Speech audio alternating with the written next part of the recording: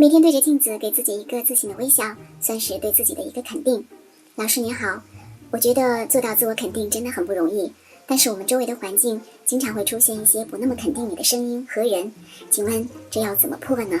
谢谢您的提问哦，我们已经收到了。关于心理方面的问题啊，我就来请王之樺老师为你详细的解答。看到你的问题啊，我想再问你一个问题，就是你的自我肯定是建立在自我内在的肯定之上，还是建立在外界对你的肯定之上？当然，如果你把你的自信或者自我肯定建立在外界的认同之上的时候，就有风险了，它可能会受到干扰，会动摇。但是如果我们的自信建立在自我内心深处，随着我们人生的经验和不断做的事情，我自己能肯定自己，外界对我的评价我可以去听，也可以不听，因为它是坚固的。